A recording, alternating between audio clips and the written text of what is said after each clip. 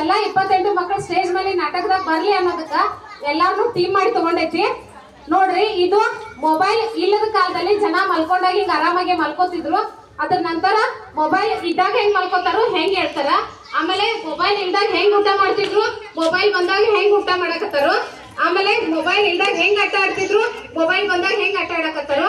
ಆಮೇಲೆ ಮೊಬೈಲ್ ಇಲ್ದಾಗ ರಸ್ತೆ ಮಧ್ಯದೊಳಗೆ ಆಕ್ಸಿಡೆಂಟ್ ಆದ್ರ ಅವ್ರನ್ನ ಹೆಂಗ್ ಟ್ರೀಟ್ ಮಾಡ್ತಿದ್ರು. ಆಮೇಲೆ ಈಗ ಮೊಬೈಲ್ ಬಂದೈತಲ್ಲ, ಮೊಬೈಲ್ ಬಂದ್ಮೇಲೆ ರಸ್ತೆ ಮಧ್ಯೆ ಆಕ್ಸಿಡೆಂಟ್ ಆದ್ರೆ ಹೆಂಗ್ ಟ್ರೀಟ್ ಮಾಡಕತ್ತಾರೋ. ಈ 4 ಮಕ್ಕಳು ತಮ್ಮ ಮುಂದೆ ಪ್ರಸ್ತುತ ಮಾಡ್ತಾರ. ಬರ್ಲಿ ಅವರೆಲ್ಲರಿಗೆ ತಮ್ಮೆಲ್ಲರ ಜೋರಾದ ಚಪ್ಪಾಳೆ.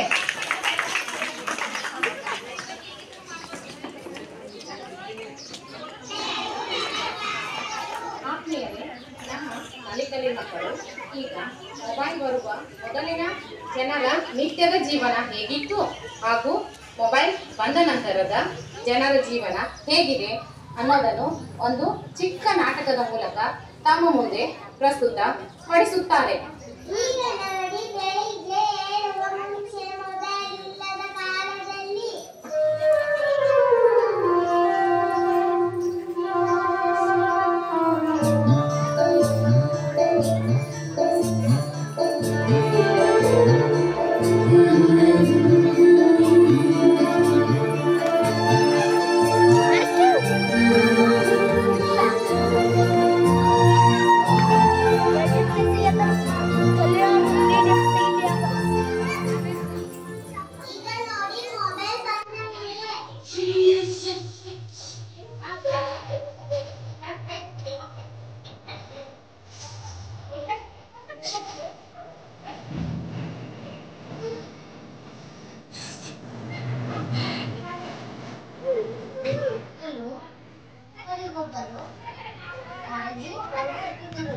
ಹಂಚಿಕೊಂಡು ತಿನ್ನುತ್ತಿದ್ದರು.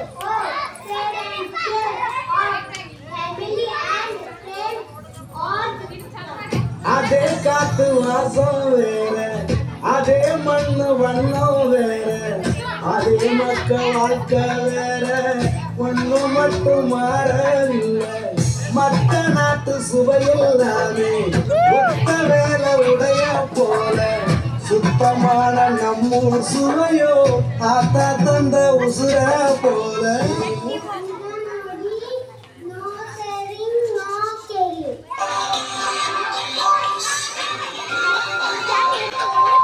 ಸಮಯದಲ್ಲಿ ಮಕ್ಕಳು ಒಳಾಂಗಣ ಆಟ, ಹೊರಾಂಗಣ ಆಟ ಹಾಗೂ ಸಾಂಪ್ರದಾಯಿಕ ಆಟಗಳನ್ನು ಆಡಿ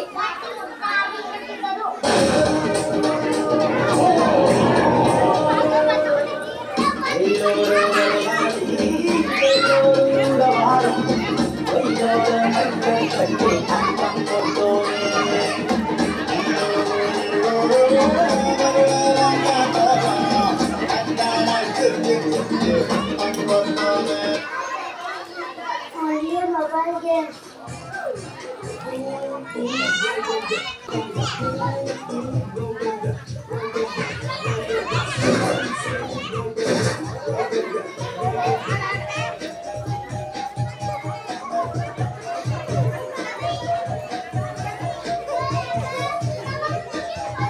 ರಸ್ತೆ ಮಧ್ಯೆ ಅಪಘಾತವಾದರೆ ಮೊದಲು ಸುತ್ತಲಿನ ಜನ ಓಡಿ ಬರುತ್ತಿದ್ದರು, ಆಂಬ್ಯುಲೆನ್ಸ್ಗೆ ಕಾಲ್ ಮಾಡುತ್ತಿದ್ದರು, ಪ್ರಾಥಮಿಕ ಚಿಕಿತ್ಸೆ ಕೊಡಿಸುತ್ತಿದ್ದರು.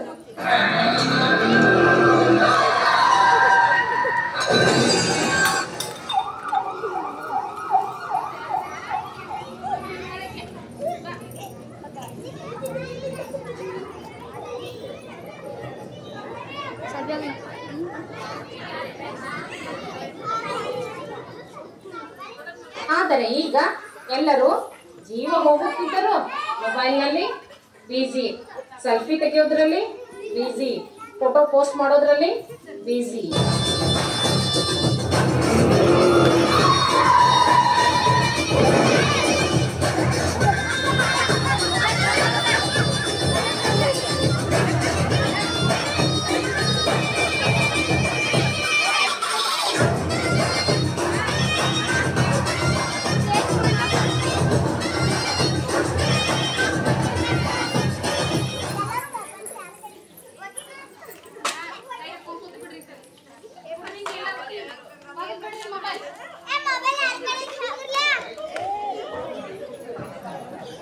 ಬರ್ಲಿ ತಮ್ಮೆಲ್ಲರೂ ಜೋರಾದ ಚಪ್ಪಾಳೆ.